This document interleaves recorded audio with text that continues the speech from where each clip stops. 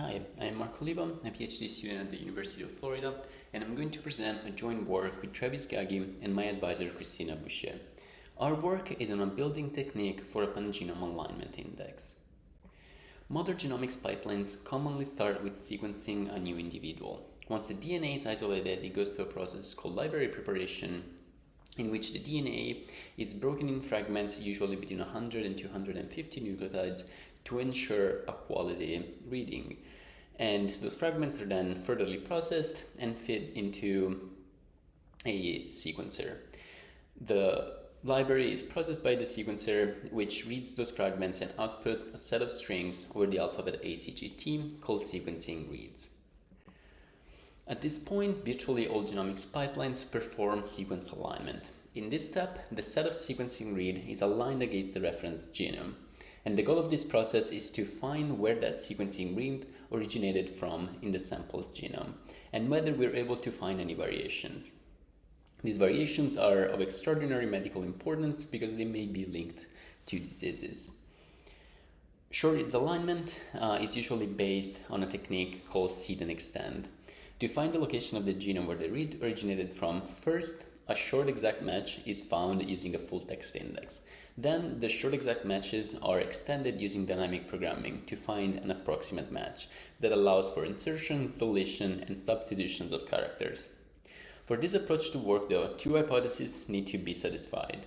First, the read must contain a short exact match with the reference, and second, the remaining portion of the sequencing read has to be similar enough to the reference portion surrounding the exact match. When those two hypotheses are not satisfied, we can incur in what is referred to as reference bias. In other words, when the sample's DNA is too different from the reference genome so that we are not able to align those reads. The solution is to create a pangenomics dataset. So instead of having one genome, we have a collection of genome of the same species that can better represent the species as a whole. So we go from a genome to a pangenome. This has been done for humans and for other organisms such as bacteria, plants, and so on. But how can we index those datasets? Well, traditionally the data structure used is the FM index. The FM index is mainly composed of two data structures, the Burroughs-Wheeler transform, and it's for the first column, which can be represented with the C table, and the suffix array.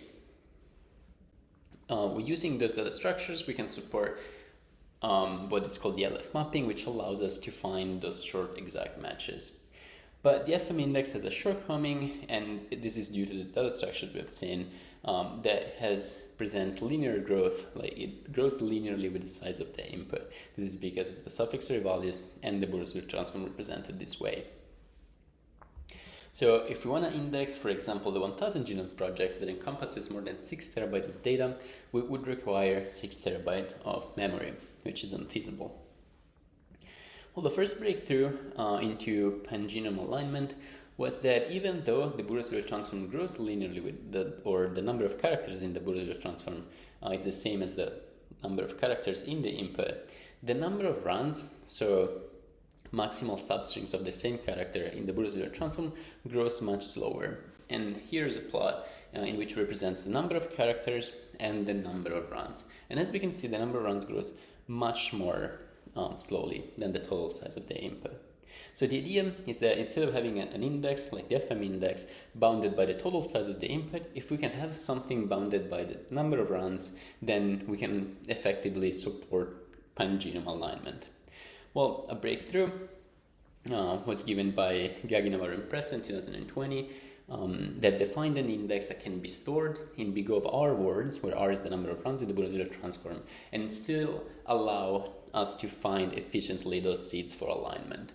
But how can we build this index? Well, the idea is that we want, even though we have algorithms that can build the suffix array in the Burroughs-Wheeler transform in time and space proportional to the size of the input, we want something that will line that green area so that it requires less than linear size, so somewhat closer to R than to N.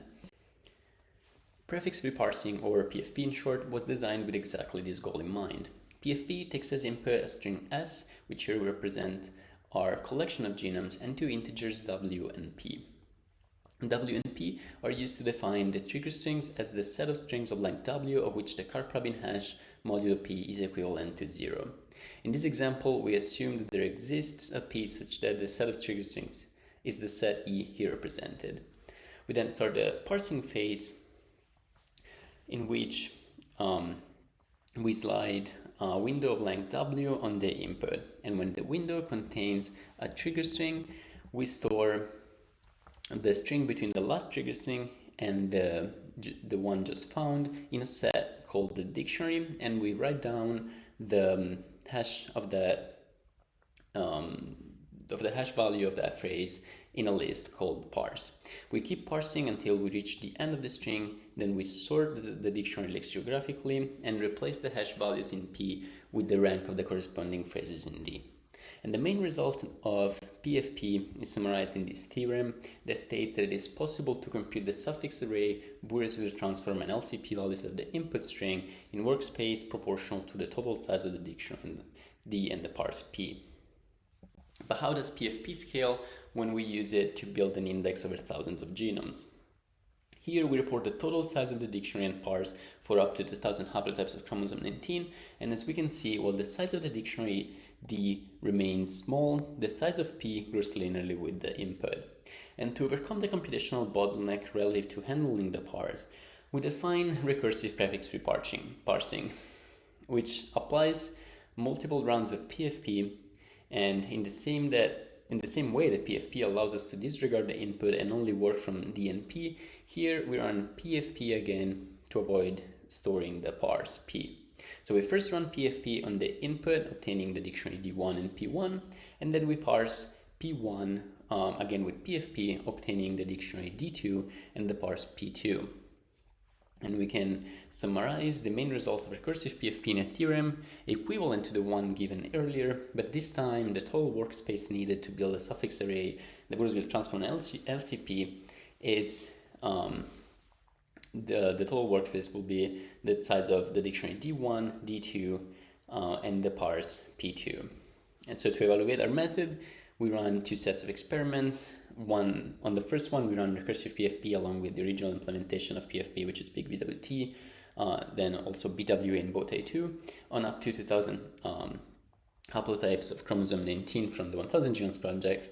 Then we took the methods that could build their index in less than 24 hours and less than 1 terabyte of memory, well, which is only big BWT and recursive PFP, and run them on up to 1,000 deployed human genomes. And recursive PFP was the only one able to build an index over 1,000 genomes, and it acquired for 1,000 genomes the same memory as big BWT on 100 genomes.